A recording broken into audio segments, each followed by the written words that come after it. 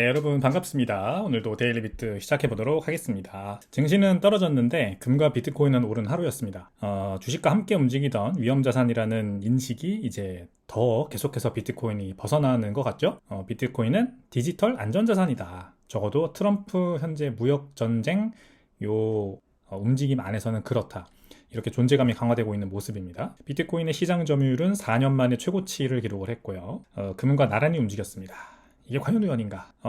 그저께죠. NBC 뉴스의 미터 프레스 인터뷰에 트럼프 대통령이 출연을 해서 이 인터뷰를 했습니다. 근데 여기에서도 비트코인이 주식과 디커플링하고 있다는 얘기를 했어요. 비트코인은 주식보다 더 굳건했다. resilient. 정확히 이렇게 표현을 했습니다. 그리고 암호화폐는 이제 미국에게 필수적인 기술이며 우리가 이를 외면하면 중국이 그 주도권을 가져갈 것이다. 이런 얘기들을 내놨어요. 참 크립토커런시라는 딱 암호화폐라고 하는 딱 그 키워드를 이 주류 언론에서 현직 미국 대통령이 나와서 다뤘다는 게, 이야기를 했다는 게 시사하는 바가 크다고 생각을 합니다. 그리고 무엇보다 트럼프 대통령 본인이 비트코인이 주식보다 더 리질리언트했다라고 이야기를 했다라는 거. 그래서 비트코인이 지정학적, 경제적 불확실성 속에서 새로운 해지 수단으로 부상하고 있다는 점, 바로 미국 대통령 본인이 더 잘한다. 그래서 우리는요, 시장이 요동칠수록 오히려 비트코인에 투자해야 되는 이유는 더 분명해지고 있는 점 강조드리도록 하겠습니다. 이제 간밤의 주요 트윗 보도록 하시죠. 요즘 MSTY, 이 일드맥스의 배당 상품, 마이크로 스트래티지 주가를 추종하면서 배당이 나오는 일드맥스의 이 MSTY 상품 굉장히 관심 많으시죠? 이것에 대해서 좀 뼈 때리는 그런 조언을 한 그런 글로벌 호들이라는 인플루언서의 이 트윗 포스트를 가지고 와봤는데, 이제 많은 사람들이 MSTY에 무턱대고 뛰어들고 있다. 근데 MSTY 그냥 막 시작하지 말고 충분한 비트코인과 MSTR을 보유하고 있는지 먼저 확인하라, 이런 경고입니다. 일단 비트코인을 확보해라. 1단계. 늦기 전에 1비트코인은 적어도 확보를 해라. 그 다음에 스트래티지 주식에 뭐 약간의 이제 공격적인 투자 성향을 담아서 투자를 하고, 그 다음에 MSTY를 투자하는 게 맞다. 그렇게 포트폴리오를 구축을 한 다음에 MSTY에서 나오는 배당금으로 더 많은 비트코인을 사라. 뭐 쓸데없이 MSTY 더 사고 막 이러지 말고 비트코인 숫자를 늘리는 데 써라 라는 겁니다. 그래서 이 우선순위가 명확하다라는 점이 이제 이 트위터리안 글로벌 호들의 메시지인데요. 적어도 1비트코인은 확보를 한 다음에 비로소 나머지 전략의 의미를 가지는 거다라는 겁니다. MSTY는 MSTR의 변동성을 활용해 수익을 배당하는 상품입니다. 다시 한번 말씀드리지만 그 배당으로 다시 비트코인을 매수하는 선순환 구조를 만들면 현금 흐름 기반의 비트코인 축적 시스템이 완성이 된다. 뭐 이 점은 굉장히 좋다고 생각합니다. 물론 MSTY가 뭐 계속 배당이 나오리란 법도 없고, 그 다음에 뭐 MSTR 주가를 추종한다고 해서 반드시 비트코인 가격보다 뭐 많이 오르거나 아니면 잘 따라갈 거다라는 보장은 없습니다. 그냥 콜옵션을 가지고 매도를 통해서 가격 추종하고 그 다음에 배당을 주는 시스템이기 때문에, 그래서 오히려 마이너스가 날 가능성도 큰데, 그러니까 이제 MSTY만 뭐 닥치고 몰빵하지 말라는 거죠. 반드시 비트코인을 충분히 내가 갖춰 놓은 다음에 공격적인 투자 성향을 약간 가미한 MSTY에 투자를 하는 거지, 비트코인 없이 뭐 심지어 MSTR까지 아예 없이 그냥 MSTY만 가지고 뭐 배당 받으면 살겠다, 이거는 어불성설이다 라는 거 다시 한번 강조를 드립니다. 트위터나 유튜브에서 MSTY 많이 얘기한다고 무턱대고 들어가지 마시고 반드시 이 전략의 철학과 구조를 먼저 이해해야 합니다. 이 전략의 철학과 구조는요, 먼저 충분한 비트코인이 있어야 공격적 투자도 가능하다. 이걸 이해한 사람만이 제대로 된 투자를 할 수 있다 라는 겁니다. 다시 한번 강조드립니다. 가격이 아니라 구조가 중요합니다. 다음 라울8, 2026년 2분기까지 강세장이 지속될 거다. 지금은 바나나존의 진입 단계다. 차트가 잘 보이시지 않겠지만 이전 사이클들과 현재를 비교한 지금 차트를 보여주고 있는 겁니다. 2011년, 2014년, 2018년 뭐 그 다음에 지금인데, 보시면 그 바나나 존이라는 게 바로 이 네모친 부분들이에요. 네 번의 사이클 모두의 끝에, 오른쪽 끝에 네모표가 쳐져 있죠. 이때가 이제 그 바나나 존이라는 거고, 이때가 아주 큰 가격 상승이 나오는 구간이라는 겁니다.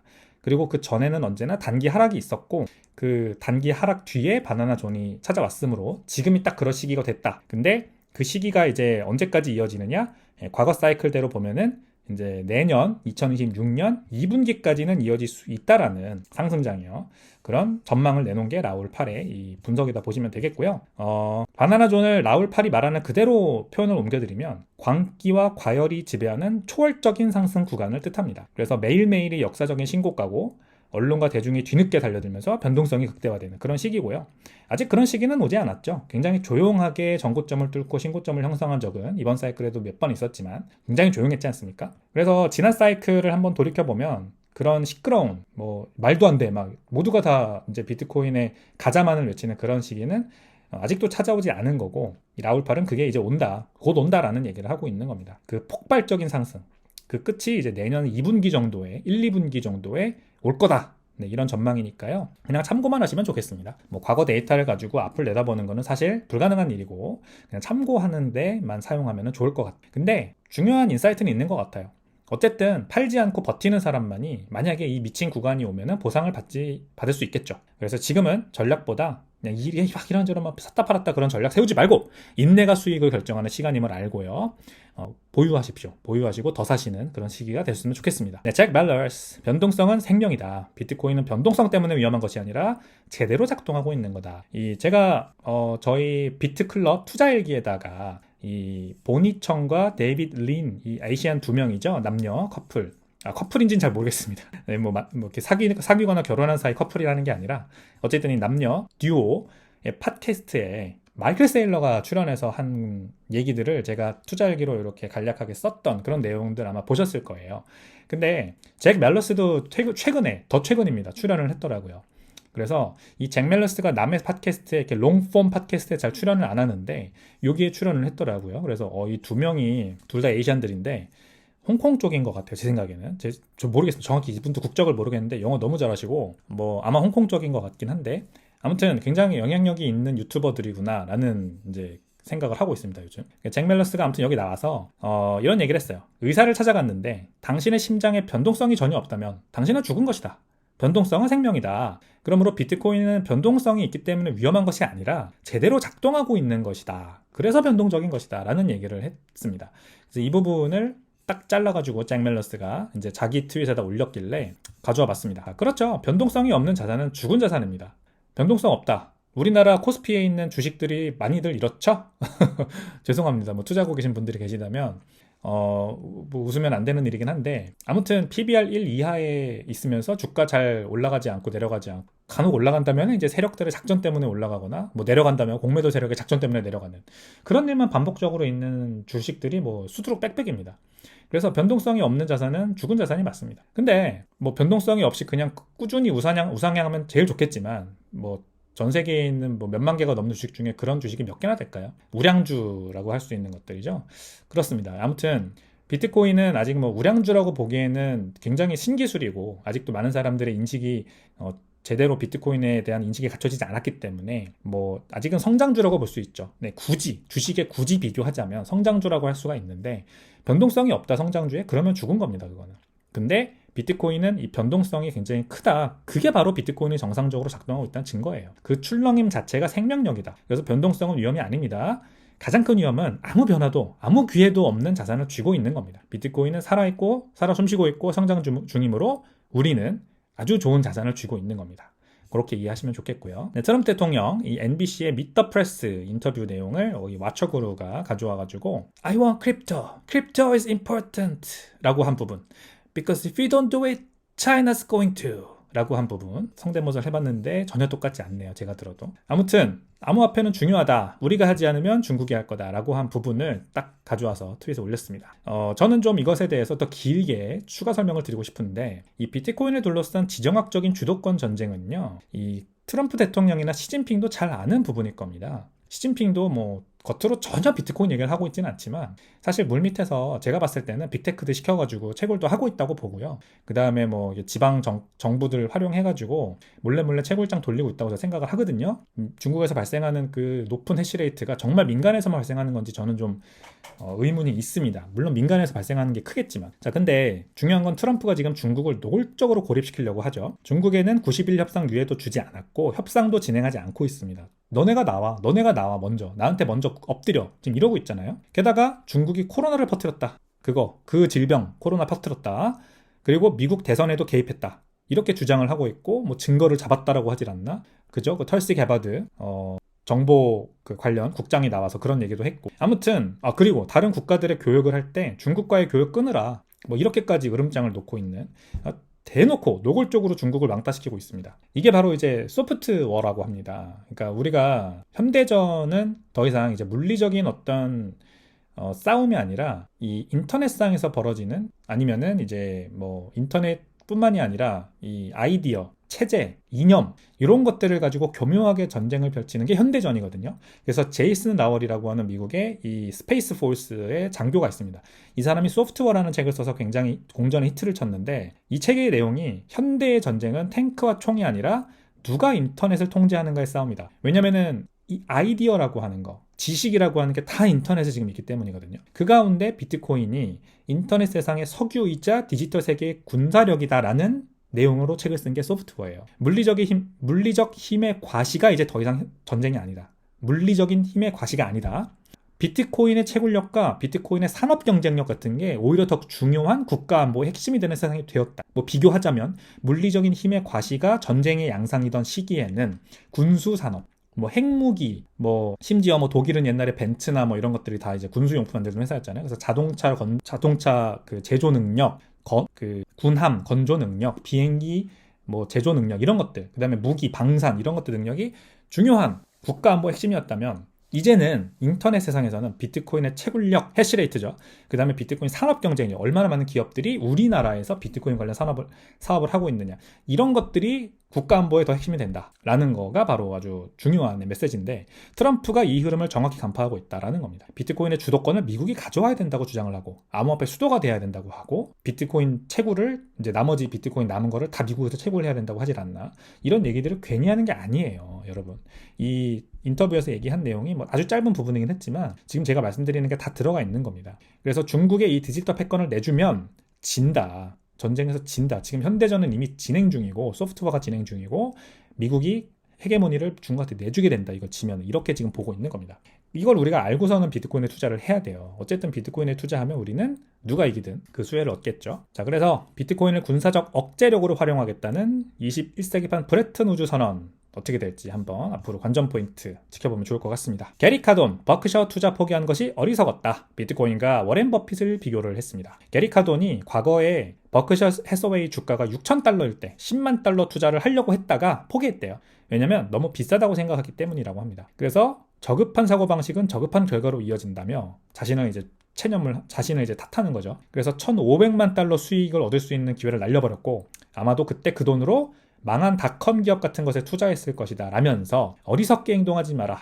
워렌 버핏은 한 명뿐이고 비트코인도 하나뿐이다. 이렇게 강조를 했습니다. 진짜 멋있는 트윗인 것 같습니다. 제가 이 게리 카돈이란 분은 최근에 좀 많이 컨텐츠도 팔로우업하고 이분이 유명한 분이라는 걸 알게 되긴 했는데 굉장히 좋은 말씀을 요즘 많이 해주세요. 이분이 유닛 바이어스라는 말을 썼거든요. 유닛 바이어스. 즉 단가가 높다는 이유만으로 자산이 비싸다고 착각하는 심리를 강하게 비판을 한 겁니다. 버크셔 해서웨이 주가가 주당 6,000달러일 때 이거 비싸 이렇게 투자하지 않았더니 1,500만 달러의 수익 기회를 날렸다는 거죠. 이거 그냥 똑같이 버크셔 해서웨이가 아니라 비트코인으로 바꿔서 얘기하면 똑같이 들어맞습니다. 지금도 대부분의 암호화폐 투자자들이 비트코인 너무 비싸니까 암호화폐 산다는 거거든요. 알트코인 산다는 거거든요. 야, 비트코인 한 개 1억 3천 4천만 원이야. 그거 어떻게 사? 아니 그래, 쪼개 살 수 있는 거 알겠어.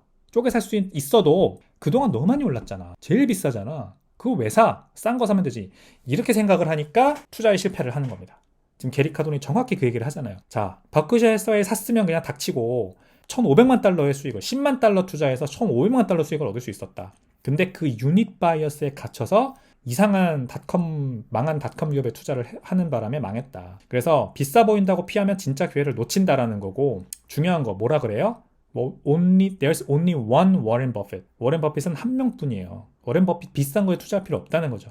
그리고 there's only one Bitcoin. 비트코인이 한 개만 있다는 게 아니라 비트코인은 단 하나밖에 없다는 겁니다. 딱 2,100만 개. 결국 선택의 문제입니다. 여러분, 지금이라도 올바른 결정을 하시면은 좋겠죠?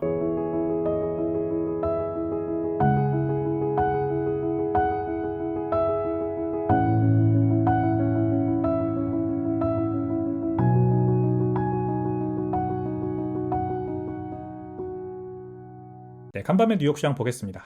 비트코인, FOMC 앞두고 비트코인 시장 점유율이 65%를 돌파했습니다. 가격은 97,000달러를 돌파했고요. 불과 오늘 아침만 하더라도 96,000달러 선에서 거래됐는데 급격하게 더 오르더니 97,000불을 뚫고 올라갔어요. 반면에 이더리움, 솔라나, 스윗, 앱토스 등은 약세를 보였습니다. 그래서 알트코인장은 전체적으로 빠지는 가운데 비트코인만 유일하게 2% 이상 상승하면서 도미넌스가 65%를 넘어섰어요. 이게 2021년 1월 이후 최고치라고 합니다. 알트코인에서 자금이 빠져나와서 디지털 골드로 자산이 재배출되고 있다는 신호라고 볼 수가 있겠죠. 비트코인과 알트코인은 다르다라는 거 다시 한번 볼 수 있는 부분이고요. FOMC가 이제 하루 앞으로 다가왔습니다. 오늘 밤 또는 뭐 내일 새벽 이제 그때 발표가 될 텐데 굉장히 시장이 조용하다고 합니다. 단기 변동성이 563일 만에 최저 수준이다. 그래서 FOMC 이후에 폭발적인 움직임이 나올 가능성이 높다.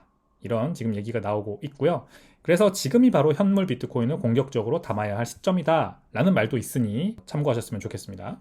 FOMC는 과연 어떻게 될지는 뭐 모르겠지만 어쨌든 대중의 대표적인 의견은요, 이번에도 기준금리 동결할 것 같다. 가장 이제 가능성이 크죠. 하지만 뭐 어떻게 될지 모릅니다. 이러다가 뭐 한 번 더 인하할 수도 있고 아닐 수도 있는데 어쨌든 지금 그 미국 경제는 계속 양호하고 그 다음에 인플레이션도 잘 잡히지 않고 있는 거는 여전하기 때문에 게다가 이제 트럼프발 관세 불확실성도 여전하죠. 다시 한번 거시적으로 보면은 그렇게 크게 해소된 부분은 없습니다. 그냥 시장이 좀 불확실성에 적응했다일 뿐이죠. 그래서 아무래도 기준금리 동결하고 향후 이제 기준금리에 대해서는 조금 매파적인 입장을 내놓지 않을까 그렇게 생각을 합니다. 모르겠습니다. 3대 지수 일제히 다 하락했습니다. 다우지수 0.95%, S&P 500 0.77%, 나스닥 0.87% 다 각각 하락을 했습니다. 도널드 트럼프 대통령의 연이은 관세 발언과 지연되는 무역 합의에 대한 실망감 때문입니다. 트럼프 대통령은 캐나다 총리 마크 카니와의 회담에서 자동차, 철강, 알루미늄에 대해서 자국 생산품을 써라라는 강조를 하면서 캐나다 및 중국산 제품에 대한 추가 관세 가능성을 시사를 했습니다. 우리는 캐나다산 자동차를 원하지 않는다. 이런 발언을 했대요. 역시 또 시장에 찬물을 끼얹을 만한 그런 발언이었죠. FOMC 회의 결과는 이제 어떻게 될 것인가. 이거 증시도 역시 이거를 바라보고 있고요. 대부분의 전문가들은 금리가 동결될 것으로 보지만 8월 의장이 이제 무슨 발언을 하느냐. 이게 더 중요하죠. 향후 통화정책 기대감을 불러일으킬 거냐 아니면은 기대감마저 저버리게 만들 거냐 이게 향후 시장 방향성을 결정할 것이다 라고 합니다. 국채 금리는요 예상보다 낮은 수익률로 마감이 됐습니다. 채권 수요에 대한 우려가 크게 누그러진 이유인데요. 전날이자 미국 10년물 국채 입찰이 있었는데 민간 투자자들의 응찰 비율이 91.1%에 달하며 2023년 2월 이후 최고치를 찍었다고 합니다. 국채에 대한 수요가 그것도 10년물 미국채, 대표적인 장기채에 대한 수요가 아주 견고했다라는 거죠. 그래서 국채에 대한 수요 우려가 크게 누그러지면서 금리가 올랐다. 이렇게 보시면 되겠습니다. 최근 도널드 트럼프 대통령의 글로벌 무역관세 정책으로 인해 외국인 국채 수요 위축 우려가 있었지만 시장이 신뢰를 회복했다라는 긍정적인 신호가 나왔다. 이렇게 분석이 나옵니다. 그래서 10년물 금리는 소폭 하락 전환 4.342%, 전체 국채 시장은 안도 속 관망세를 이어갔다라고 합니다. 금리가 내린 거군요. 그렇군요. 금리가 내린 겁니다. 4.342%. 뭐 장기적으로 보면 여전히 높은 수준에 있지만 어쨌든 어제는 약간 내리면서 안도 속 관망세를 이어가고 있습니다. 달러 보겠습니다. DXY 지수도 소폭 하락하면서 99.68선에서 마감됐습니다. 5월 FOMC 회의에서 연준이 기준금리 인하를 안 할 거다. 이런 가능성. 금리 인하 기대를 억제할 수 있다는 가능성. 향후 기준금리 인하도 없다. 이런 가능성 때문에 달러 지수가 이제 실망 매물에 하락을 했다. 이렇게 보시면 되겠고요. 시장에선 6월 인하 가능성까지 반영 중이지만 최근 미국 경제 지표는 적어도 4분기 전까지 인하는 어렵다라는 시그널을 주고 있다는 보고서도 나왔다고 합니다. 물가 상승세는 여전히 둔화되지 않고 있으며 트럼프의 관세 정책이 인플레이션을 자극할 여지도 여전하고 여기에 더해서 고용 지표는 여전히 견조한 흐름을 보이고 있어서요. 연준이 굳이 긴축 완화를 논의할 필요가 없다. 그래서 4분기까지도 인하하지 않을 거다. 이런 전망이 있다는 거 주목하시면 좋을 것 같습니다. 금값은요 3%나 급등을 했습니다. 아무래도 전날 트럼프 대통령이 이제 무역 관세, 무역 전쟁 관련해서 또 굉장히 쇼킹한 얘기를 내놨기 때문이죠. 그 다음에 중국의 연휴 이후 눌려있던 수요가 급격히 유입되며 또 상승에 기여했다. 이런 분석도 있거든요. 아시아권 전반의 금 수요가 꾸준히 증가하고 있으며 이는 미중 무역 갈등 장기화에 따른 지정학적 리스크 회피 수요로도 풀이된다라고 보고 있습니다. 그래서 최근 증시가 불안정한 흐름을 보이고 트럼프 행정부의 고율 관세 압박이 다시 수면 위로 떠오르면서 금의 안전자산 매력이 부각되고 있다는 분석. 근데 여기에 비트코인도 같이 2% 이상 상승을 했다는 점이 굉장히 고무적이다. 우리는 그래서 금과 비트코인이 동행하고 증시가 떨어진 이제 전날의 시황을 지금 우리가 그대로 목격을 하고 있는 상황이다. 요거를 참고하시고 시황을 이제 마무리하시면 되겠습니다. 네, 오늘의 빔 보겠습니다. 당신은 거의 다 왔었어요, 워렌. 아주 멋진 밈이라고 생각을 하고요. 여기 이제 사토시 나카모토를 아마 형상화한 것 같죠. 이 후디를 쓴 남성, 후디남. 이 후디남이 이제 비트코인을 손 위에다가 마법사처럼 둥둥 띄우면서 워렌 버핏한테 뭐라고 하고 있어요? 사운드 머니, 강력한 돈, 스케일 서플라이, 희소한 공급량, 그 다음에 노 카운터파티 리스크, 제3자 또는 중간자의 개입이 없는 그런 리스크가 없는 점. 당신은 거의 다 다가왔었어요 라고 하면서 워렌 버핏에게 은퇴한, 이제 지난 주말에 은퇴하신 워렌 버핏에게 아쉽습니다. 당신도 거의 다 왔었는데 아쉽습니다 라고 얘기를 해주고 있는, 그러니까 이제 은퇴해서 편히 또 남은 여생을 즐기시기 바랍니다 라고 하는 걸로 보여요. 이 표정이나 어떤 손짓이나 이런 걸 봤을 때 어깨에 손을 얹고 있는 모습이나 굉장히 따뜻한 그런 밈이라고 생각을 하거든요. 근데 워렌 버핏이 이렇게 얘기를 했죠. 2025년 은퇴를 선언하면서 그 버크셔 해서웨이 주주총회에서 은퇴를 선언하면서 달러가 계속 약세를 보인다면 다른 통화를 많이 보유하는 것이 좋은 생각일 수도 있을 것이다. 94세시잖아요. 평생을 미국 달러 좋다, 최고다, 그리고 미국 주식에 주로 투자해온 그분이 남긴 말치고는 굉장히 충격적인 말이었습니다. 여전히 비트코인을 부정하시겠죠. 하지만 달러의 구조적인 약점, 정부의 방만한 재정, 지속적인 화폐 가치 절하, 재정 적자 유지의 불가능성, 이 모든 것들은 정확히 꿰뚫고 계셨어요. 단지 딱 하나, 마지막까지 보지 못한 그 딱 하나는 이 모든 문제의 답이 바로 비트코인이라는 사실뿐, 이것만 딱 하나 보지 못하셨습니다. 그래서 건전한 돈, 제한된 공급, 거래 상대방 리스크 없는 비트코인인데 아쉽게도 여기까지입니다. 워렌 버핏 할아버지 거의 다 오셨었습니다. 그러므로 괜찮습니다. 이제 뭐 남은 여생, 그래도 오마의 현인으로서 계속 우리 곁에 남아주시고 그 다음에 행복한 여생 보내시길 바라겠습니다. 저도 응원합니다. 네, 5월 7일 수요일입니다. 오랜만에 출근하셔가지고 다들 정신이 없으실 텐데요. 하루 잘 마무리하시길 바라겠고요. 저는 내일 다시 돌아오겠습니다. 안녕히 들어가십시오.